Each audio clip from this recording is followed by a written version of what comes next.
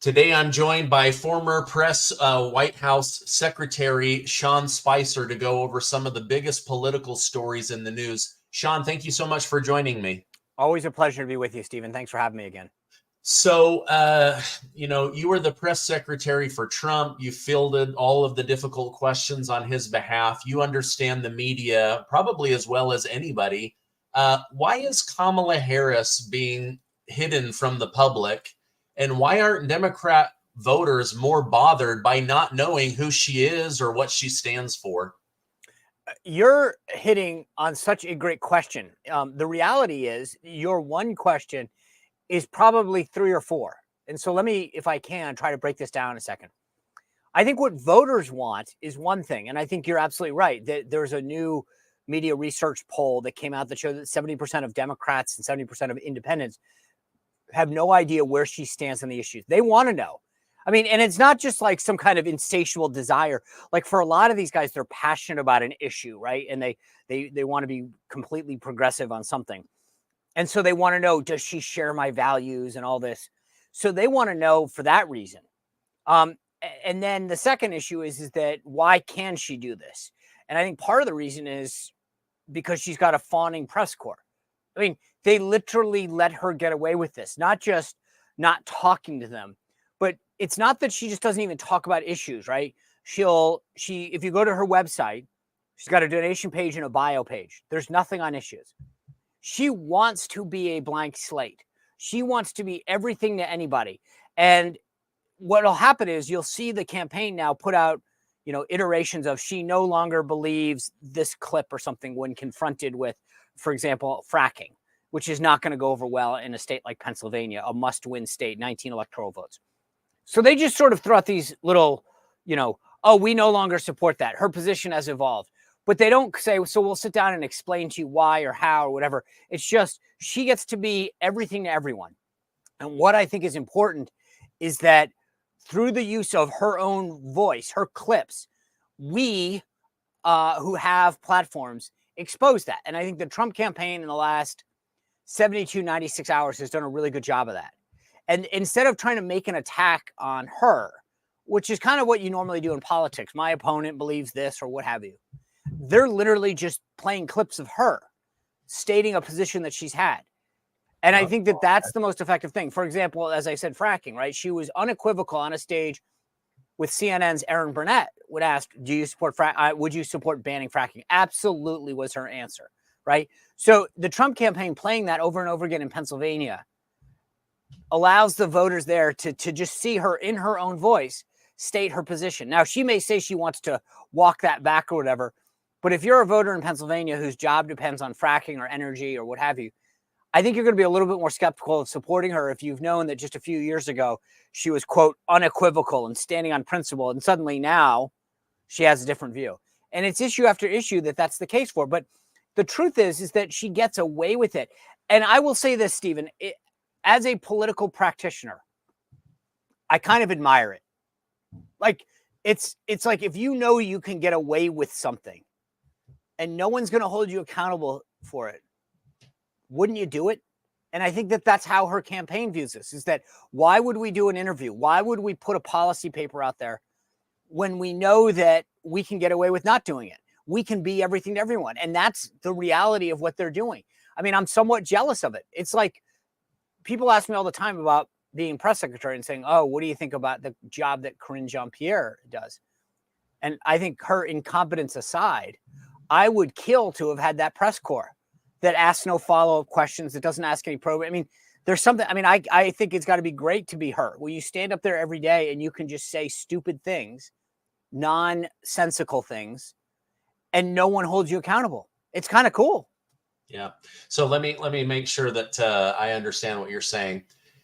Trump decides it's not in my best interest to do a debate with the people running for the RNC because I am the former president. It would actually possibly hurt me.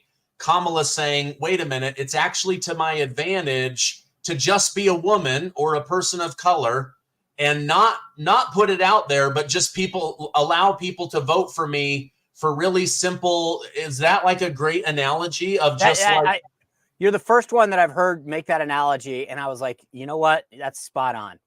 But the difference is, think about the narrative during the primary. Trump was ducking and hiding, and right. And it was, and I said it at the time, and I'd say it again. If I was running that campaign, I would have told him the same deal. Why would you subject yourself to that when you don't need to? You have the vast, I mean, strategically, is there a value in the process? Sure.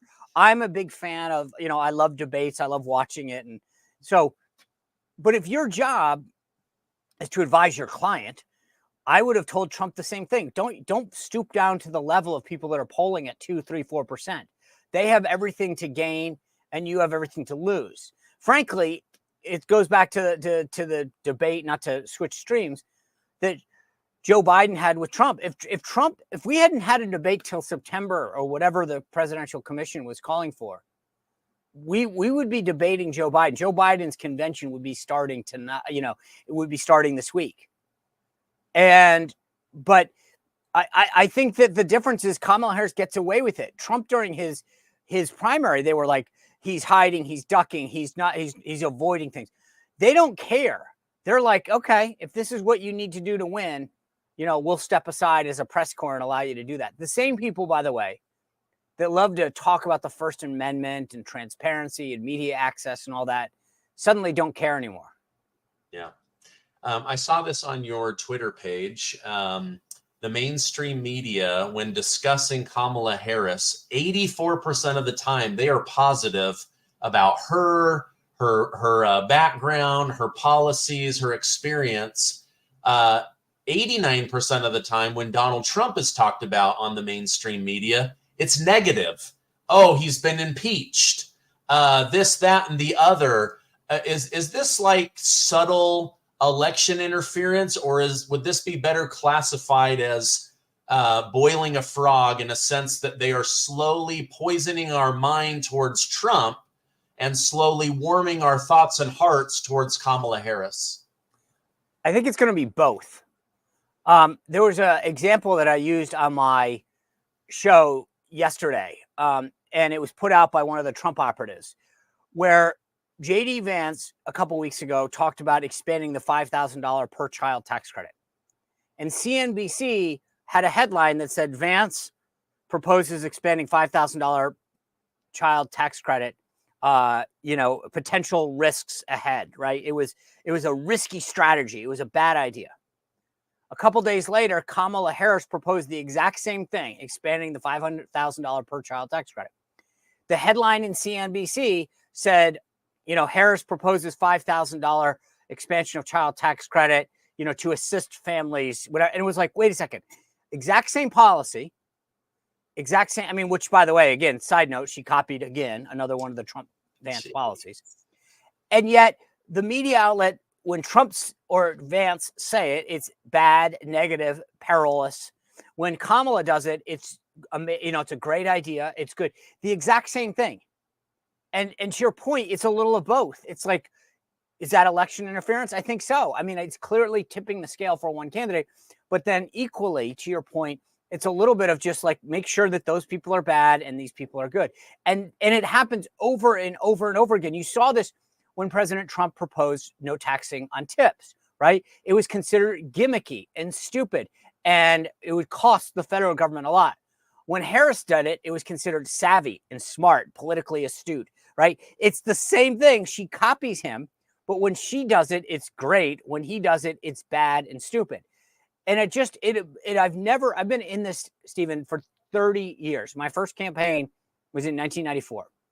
The media has always been biased, right? There's always been a liberal bent to it. What is going on this cycle is something that I have never seen in my life. And I think that they view Donald Trump as such a threat that when he assisted, probably is the best way to put this, of pushing Joe Biden out of the way, the media said, all right, guys, we're going to go all in for Kamala, and we'll have to do whatever we can to protect her and to promote her and to make sure that she wins. And I've never in 30 years seen, I've seen bias. I've seen omissions. I've never seen anything like this. Yeah. Yeah, it's almost like they're like, okay, we're going to go all in for Kamala. We only have one request. no interviews. Like if she starts talking, even we can't cover up how inept and stupid and unprepared she looks. So our only request is don't put her in the media and let the media completely shape the narrative around her. Well, you think about this. Just last week, she rolls out this price control strategy, right? So think about this. This is the arsonist starting a fire and then calling the fire department and wanting credit. It was their policies that created inflation. And now she's saying we need price controls because people are paying too much for their goods and services and for, bread and eggs, etc. And it's like, wait a second, your policies caused. There was no inflation when Donald Trump left office. Full stop. Didn't exist. It rose to 9% under Biden. And now they want credit for price controls. And it's like, wait a second, you guys caused it. And now you want credit for trying to put it out. Again, you've got it. It would be laughable if it wasn't so serious. And yet it's issue after issue after issue that they do this to us. And I honest to God believe, the idea that this woman is acting like she's not the vice president of the United States, right? She keeps saying on day one, I'm going to do all this. And I'm like, excuse me, you're there. You're already there. Your office is in the West Wing. You talk about the partnership with Joe Biden.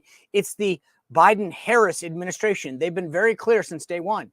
But now she needs a new day one? Like, what have you been doing for 3.5 years?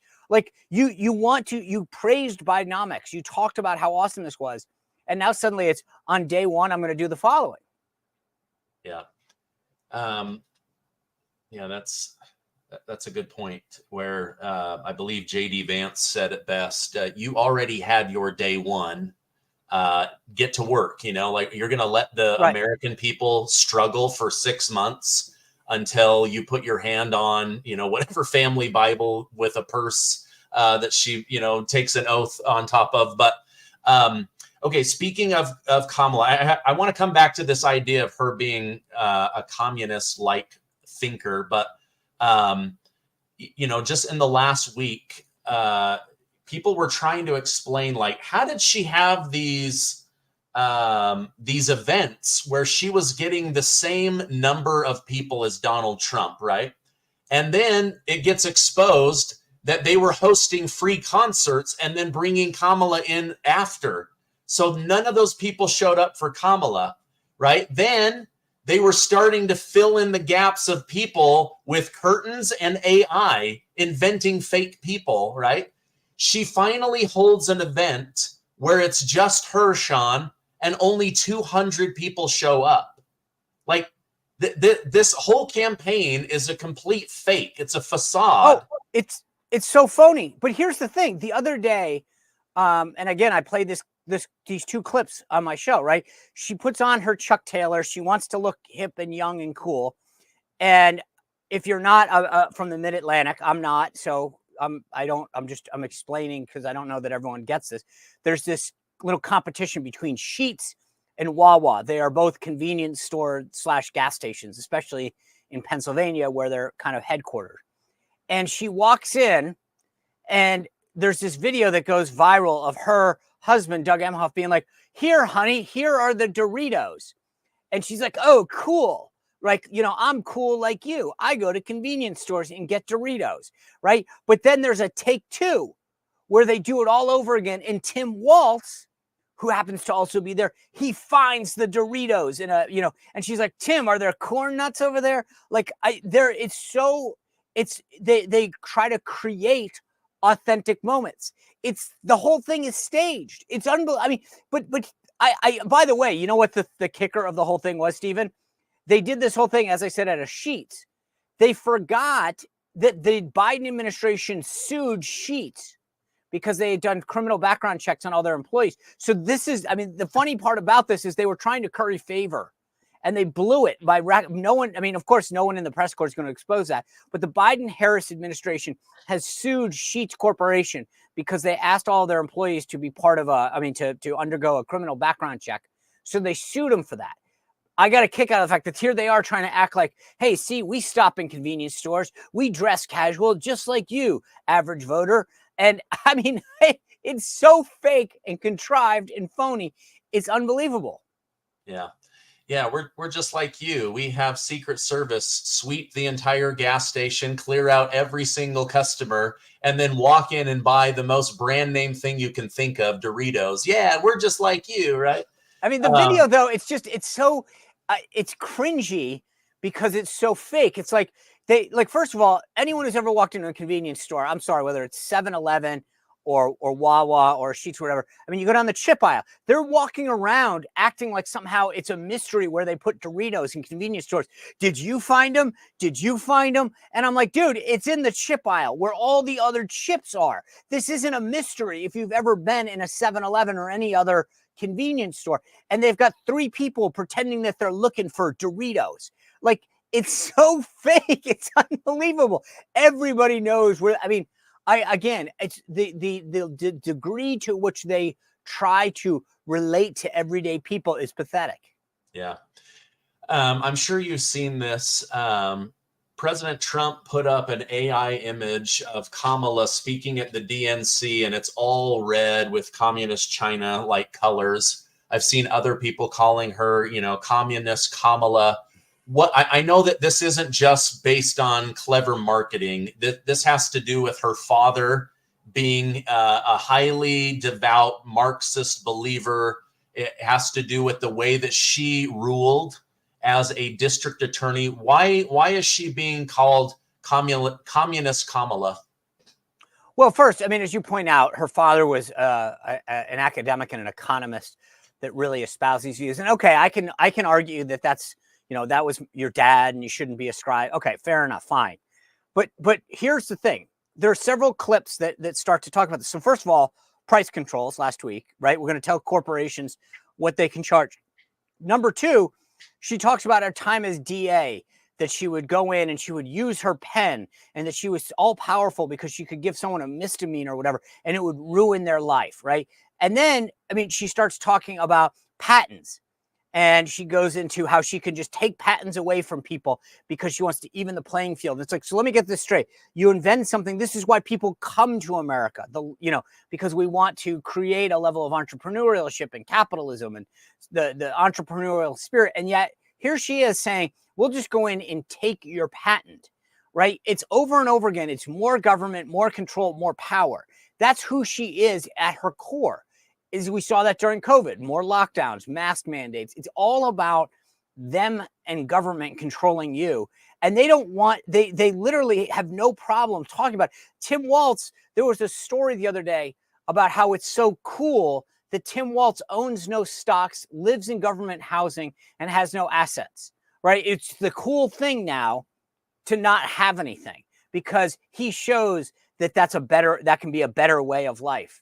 And I'm not saying that everybody, like there are a lot of people, especially public servants, who don't live in service of the capitalism, trying to make, but there is a degree to which you want to make enough to take care of your family and to do everything. Not everyone can live off the public dole.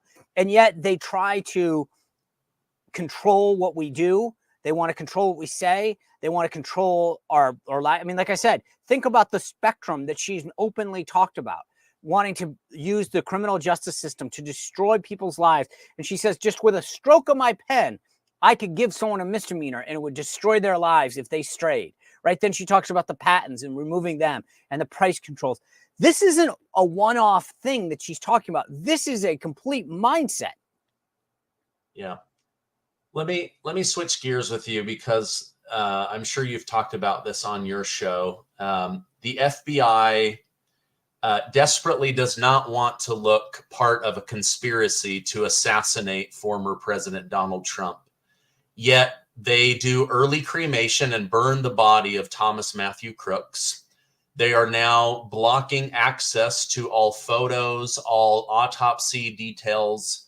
The day after the shooting, they cleaned off all of the blood crime scene and allowed all of the firsthand witnesses to go home the night of the shooting. How do you not look suspicious while pulling this bull crap, making yourself look incredibly suspicious? What are your thoughts on that? So I'll just take it from the PR standpoint. If you are watching right now and you think to yourself, think about a natural disaster or some other travesty, right? Remember when that ship hit the bridge in Baltimore? Yes. And within 24 hours, there was a Joint Information Bureau with all the agencies talking about their role in safety and recovery, right? I mean, that's the standard procedure, a shooting, a natural disaster, an accident. What did it take the Secret Service? 3 weeks? And by the way, in firing the former director before there was one media avail? There was congressional testimony twice before they ever held a press briefing. How did they get away with that? I mean, to your point, there's too many questions. I cannot believe that this has been allowed to happen. The former president, who was the current leading candidate to be the next president, is less than, I mean, I can't even separate my fingers to show the difference between where the bullet was and really doing fatal damage to him. And yet it just gets washed away. And yet we're pointing, there's the shooter. Here's his background. This kid who has no social media background. At the same time, by the way, there's an active threat from the Iranians. Now, I don't want to sound conspiratorial, but this sounds like something that comes out of one of these novels where there's someone that gets turned and does everything. I mean, everything worked out that suddenly no one who could possibly know has any insight into this. No one knew him. No one actually saw him. No one was threatened by him. He doesn't have any social media footprint. And by the way, to your point, with the exception of people like you, no one's even asking the question. Where is the outrage? Where are the people demanding answers? I mean, seriously, I can't get over this when people ask about this, because I have no answer for you. You couldn't get away with a shooting in a neighborhood with this little of a response, never mind the assassination attempt of a former president. Yeah. Well, I mean, the fact that it's Trump is probably the main reason they don't give a damn. 100%.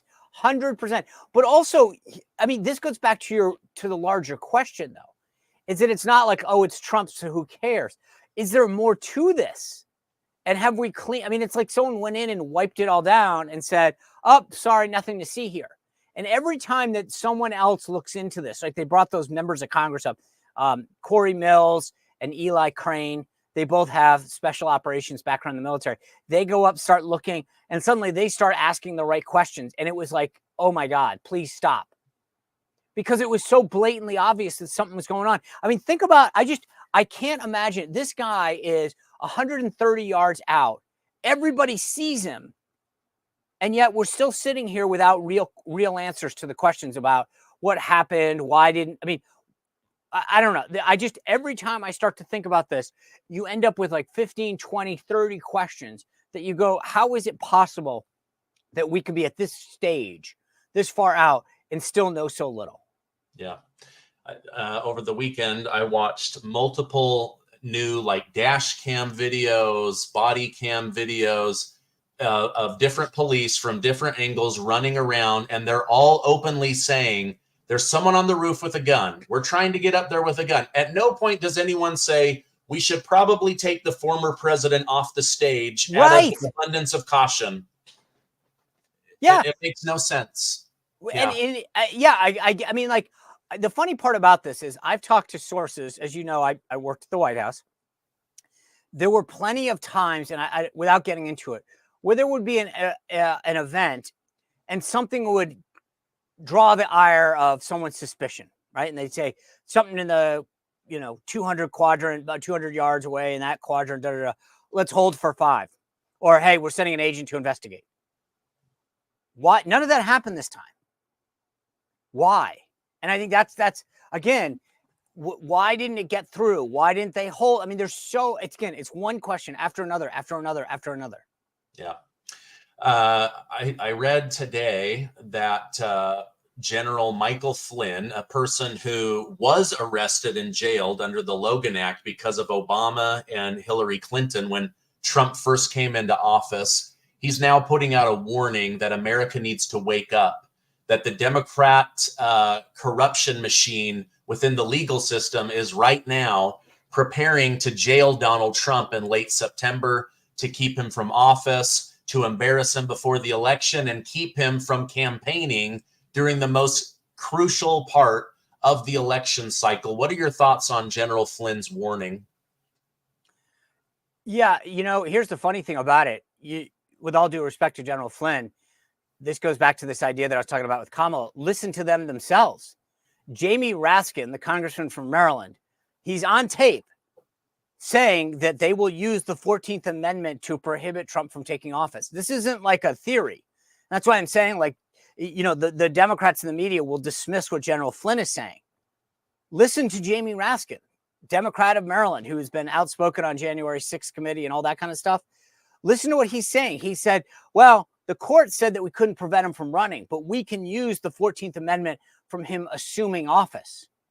I think that people have to understand, just stop and think about this in context. In 2016, it was the Steele dossier. In 2020, it was the suppression of the laptop, Russia hoax, et cetera, et cetera.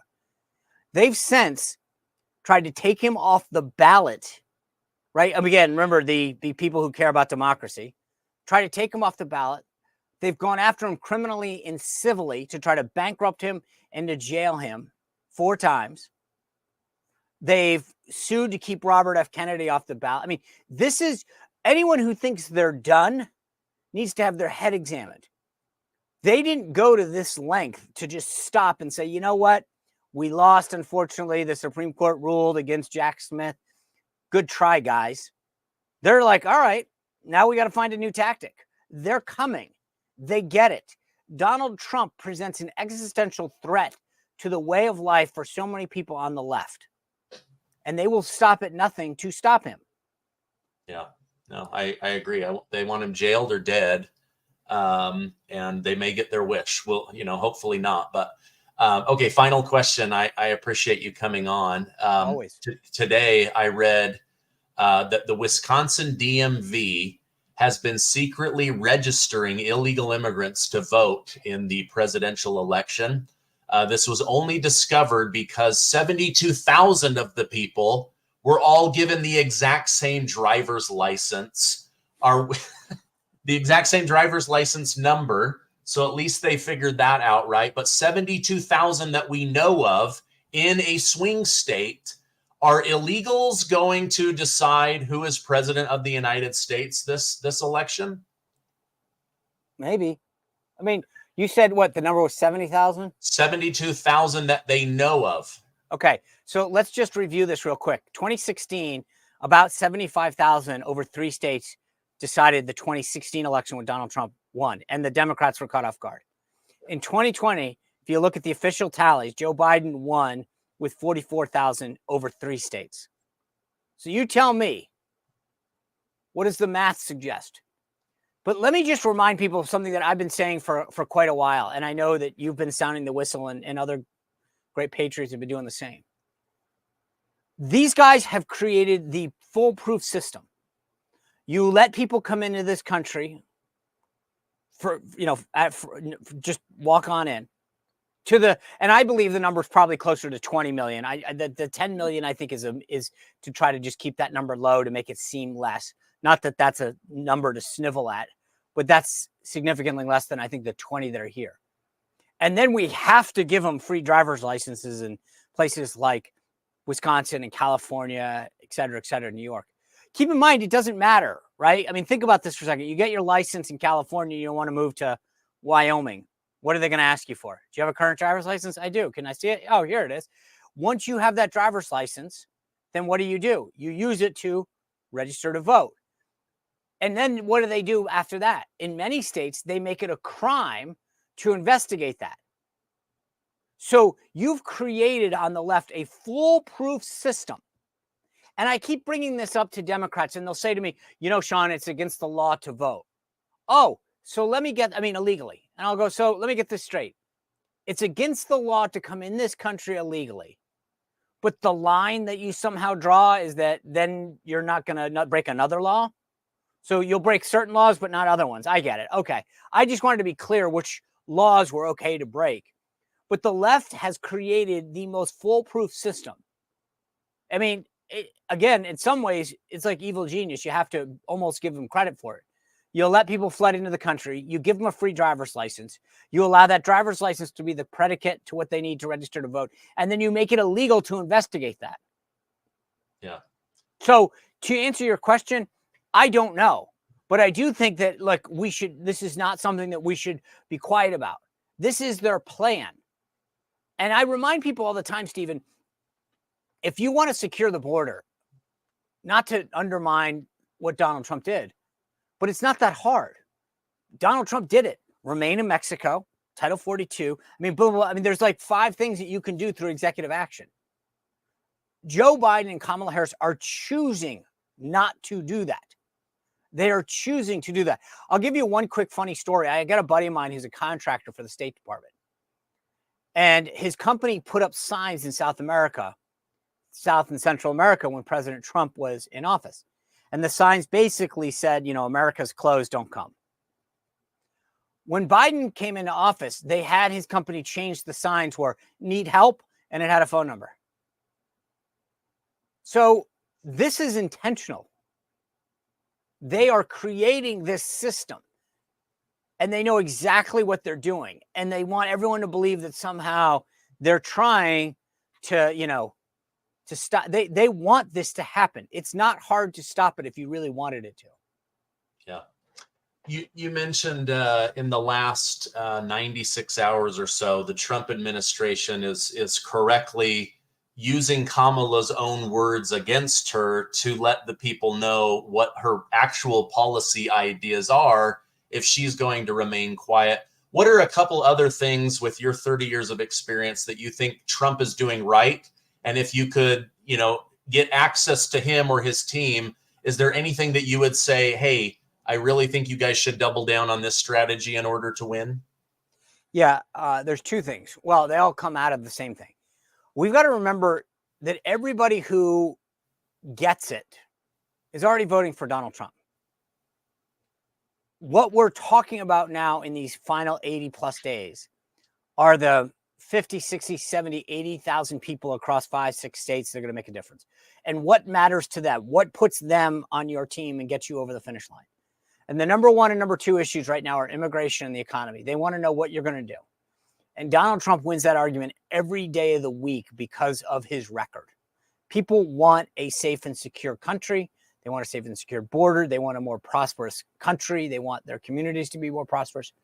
And Donald Trump's policies win. So this week, he's barnstorming the country. He's going to be in Pennsylvania and Michigan and Arizona talking about the economy and immigration. I would just keep doing that. Go to these states, hold big events, focused entirely on the issues. Number 2, don't talk to the legacy media anymore. Take the Kamala Harris strategy. And the only conversations that you should have are like the ones that Trump had with Elon Musk and the Nelk boys, etc. Long form folks with people who actually want to have a conversation with you to understand your policies. But don't try to placate the New York Times and the Washington Post. Come talk to me. Come talk to Stephen Gardner. To the extent that you need to. He's got plenty of money to put his ads out, but I think he does earned media events in the battleground states focused on immigration and the economy, and that's it. And that's it. And then let Kamala Harris, and like I said, the last 72, 96 hours of their digital and ad strategy has been fantastic. Just keep letting her talk about her, because that's what kills it. It's not a personal attack. Here's what she says about fracking. Here's what she says about criminal justice, defunding the police, borders, immigration, you name it. Let her talk about her, because it's highly unpopular and they know it. Yeah. Well, if you do talk to him, I would be happy to have President Donald Trump on the show. Yeah, I would definitely do that. So, well, I appreciate you coming on the show. I want people to go follow you on YouTube. So I'm going to put a direct link to the Sean Spicer show. You get so many great guests. You guys have such interesting conversations. I want my people to know about that. Thank you. Can I also push them towards your X account so that they can Absolutely. follow you there? Oh, yeah. Okay. Yeah. It's just that the X is Sean Spicer, one word. The YouTube is Sean M. Spicer, because someone took that on me. But just real quick, on Friday, we've got James Blair, President Trump's political director, who's in charge of the ground game. We keep talking about those people that are going to make the difference in those battleground states. James Blair, the political director for the Trump campaign, is the man who is in charge of making sure that people get out to vote in all of those states. And we're going to talk to him about that strategy. Awesome. Okay, that this coming Friday. So, okay, I'll put a direct link to YouTube. Go check out Sean Spicer, also your Twitter or X account. Sean, thank you so much for coming on. I hope you have a great rest of your day. Thanks, Stephen. Always appreciate time with you.